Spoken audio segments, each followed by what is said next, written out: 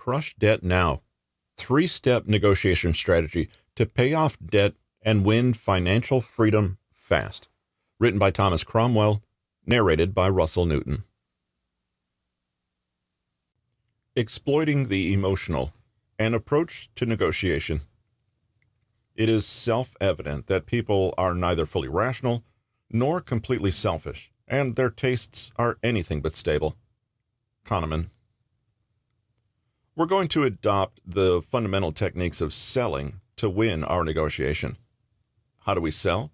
In this case, we're going to try and get through 3 steps with the person we're talking to. 1. Establish rapport. 2. Gain trust. 3. Persuade. Tactical empathy. To achieve this, we're going to exploit the findings of Kahneman and Tversky in their study of cognitive bias in individuals. They found that we are primarily emotional animals, which distorts the way we view the world. 2 separate decision-making processes are going on in the brain. 1. Fast, instinctive, and emotional. 2. Slow, deliberate, and logical. The key here is that when we think we're using process number 2, slow, deliberate, logical, that part of the brain has already been influenced by process number 1, which is mostly emotional. We can exploit this in that if we can affect their process number 1 thinking, their emotions, then we'll guide their system number 2 thinking without them being aware of it. When we're approaching this negotiation, it's in a different way to what you might expect. You're not pumped up and ready to ram your offer down their throat. Totally the opposite. You're going to be friendly and calm, apologetic that you need to bother them with your problem. Keep your approach friendly, apologetic, and self-deprecating. When you speak, remember to smile. Although no one can see you, it will come through in your demeanor and keep you in the right frame of mind. The approach will help gain their empathy, will make you seem unthreatening, and put them apparently in control. This is the key.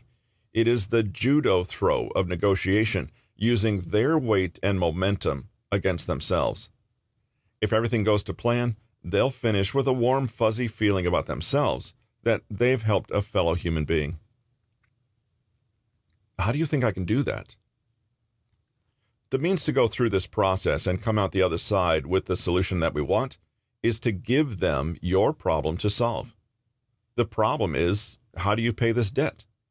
We want them to come to an answer, not to try and provide them with the solution. What we aim for initially is an opening into the conversation that allows us to ask a carefully calibrated, open question. How do you think I can pay for that? This gets them working on your problem, and ultimately, if we manage it right, they will start to bid against themselves. You may have to share information about income and other loans in this process, and that's why you need to be prepared, also covered in the next chapter, and reveal only what you want to reveal. Assessing your counterpart. The fundamental part of this negotiation approach is to gain empathy with your counterpart, the poor collections person sitting in some office or soulless contact center, which is doing this 8 hours a day, 5 days a week. Chris Voss says that empathy is the ability to recognize the perspective of a counterpart and the vocalization of that recognition. Their job is to get the metaphorical blood out of a stone, and they're probably subjected to rudeness and abuse on a regular basis. They've probably also heard every artificial sob story ever. Therefore, adopting a friendly and empathetic approach will create openings. Suppose we were to consider that these employees will generally fall into one of 2 types. Either they don't like their job and find pressuring people to pay money they don't have stressful, or they'll be hard-ass types who consider debtors to be feckless scroungers who shouldn't have borrowed money they couldn't repay. The former type will be more easily influenced, as it will be more straightforward to gain their trust, but in either event, you must listen carefully and try to assess the person at the other end of the phone. The more you know about someone, the more power you have in the negotiation. When they are initially retrieving your information, try to get some general questions to find openings. They'll be half distracted by retrieving and reading information. You can say something like, "I bet this is a tough job," or "Has it been a rough or long day today?" Or a more neutral, "I expect you had a lot of calls already today. How do you handle it all?" Then this can be followed by, "I don't know how you manage if people are angry or abusive." This will stir their emotional pot. You can finish the exchange with, "I expect you get lots of people like me who get in over their heads," planting a seed of the view that you want to cultivate. Your opening statement. At some point, after they have retrieved your details, usually they'll ask how they can help you, which is what you want. This initial opening is crucial to getting on the right track. We want to exploit their offer of help and make them do the work, not provide answers. First, however, we need to give them a reason and to set the scene. So, your opening has to run something along the lines of, "I'm afraid I've got into debt over my head and find that I can't pay any longer." You will have to provide a reason that triggered the change. I would avoid lying where possible. Here are some reasons. I or my wife or husband or partner just lost my or their job. As above, but we were forced to take a pay cut. Our business has dropped off a cliff since COVID because we work in travel. I or my wife or husband or partner got sick and were paying for treatment and medical bills. My parents were helping us or me out, but they just got sick or made redundant. The next part of the conversation will depend on your offer and whether you want to try to settle it or negotiate better terms and how many creditors you have. If you can convince them you can't pay, then one of the points of leverage is threatening to use what money you have to pay someone else, leaving them with nothing. We'll discuss these approaches in the next chapter, as I want to turn now on how you manage and control the negotiation using different tools. 5 active listening techniques. I'm now going to outline the 5 critical techniques that you're going to use to generate rapport, which build trust, which will allow you to influence the result. What you're applying here is a toolbox for active listening. This is not a passive activity. You are reacting all the time to what the other person says. To quiet the voices in your head, make your sole and all-encompassing focus the other person and what they have to say. Chris Voss, negotiating as if your life depended on it. Mirroring. Mirroring is the technique of repeating back the last 3 key words used by your counterpart. By repeating their own words back to them, they will feel that you've understood and internalized what they're saying. They will in turn feel that you're on the same wavelength as them. This is a similar technique to adopting the same body language as your interlocutor in a face-to-face situations. It builds rapport. For example, they say, "I see that your last payment was in June and your account is 60 days past due." If you mirror this back, 60 days past due, it demonstrates to them that you hear them and that you are listening intently. It's a more powerful technique than it may sound. It sounds straightforward and perhaps fake, but it is very important to build the rapport and should not be underestimated. Try it with your partner or spouse for a while to practice. They will subconsciously notice that you are more attentive, and you may begin to feel a difference in your relationship. Silences, or effective pauses. The purpose of using silence, not responding to a statement or request, is to pressure the other party into filling the void. They'll feel the need to continue speaking, and thus are likely to reveal more information than they intended. This could be about how they're thinking and feeling, not just facts. The power of silence comes from the fact that most people, especially extroverts, are just not comfortable with silence, especially in phone conversations where there are no other mediums to substitute.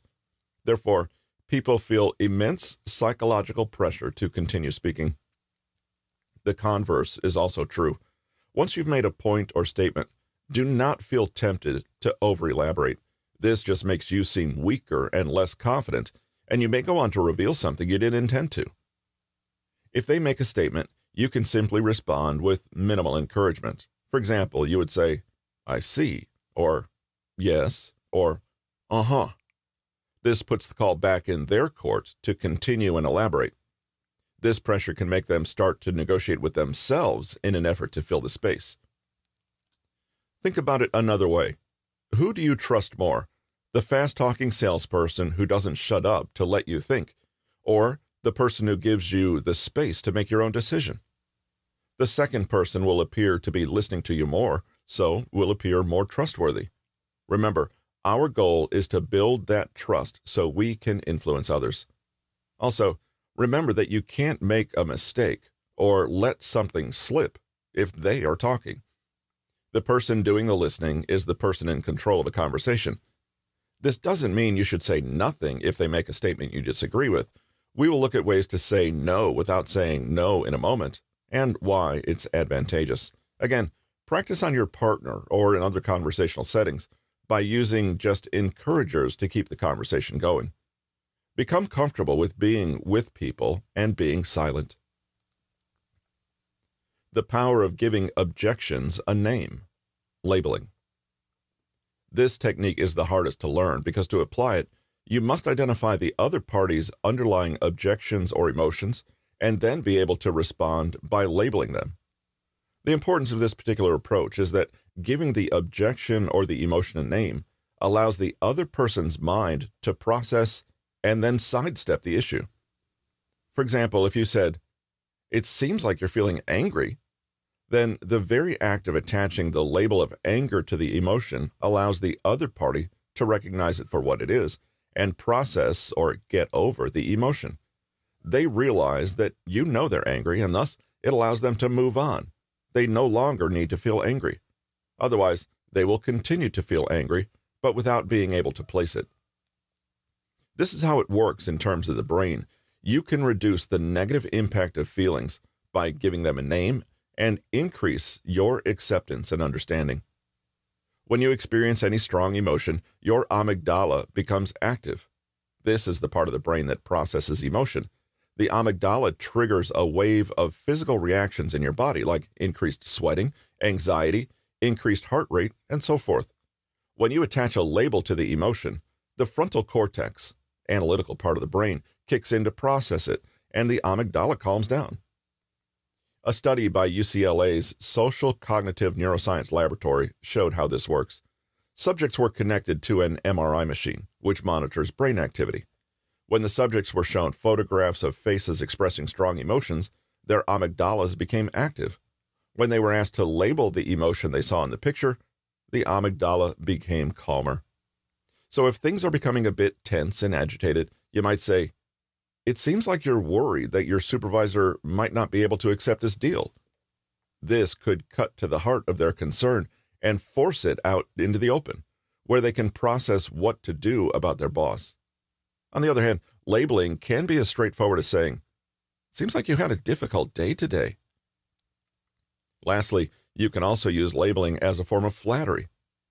"It seems like you're the sort of person who gets results, is good with people or understands people, prides themselves on being fair."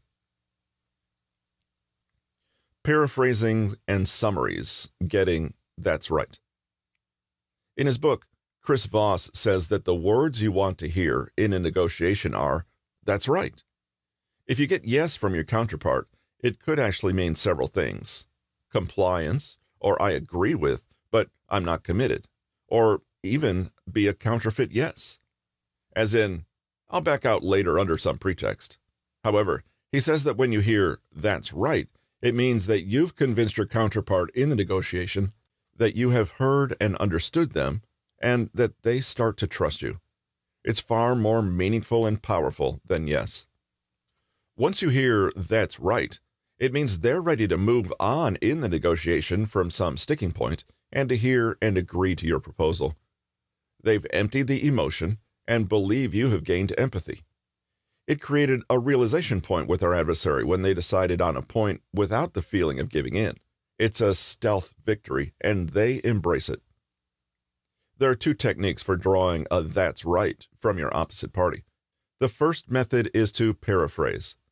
Take what they have said in the last couple of statements and then regurgitate it in your own words in a more condensed form. Again, This achieves empathy and trust, as replaying their thoughts without judgments will demonstrate you have been listening and absorbing their perspective. The second method is a bit similar, but comes into play when discussions have been lengthier or more extended and points have been made over more time. You simply summarize the other side's negotiating position for them, including any labels attached to specific underlying reasons. You may also use mirroring phrases. When they hear this played back to them accurately, they will be inclined to give you a "that's right" response. To produce an accurate summary, apply the following guidelines. Delete irrelevant or trivial information. Delete redundant information. Select the key points. Provide labels. Use mirroring phrases. Calibrated questions. Saying no without saying no. The next, and one of the most important techniques in negotiating, is the ability to use very open-ended questions. Chris Voss calls these calibrated questions. Calibrated questions often have no target for your opponent to object to. The question is directed, so it aims to elicit their help in solving or answering the question, rather than you putting a counterpoint that can be disagreed with.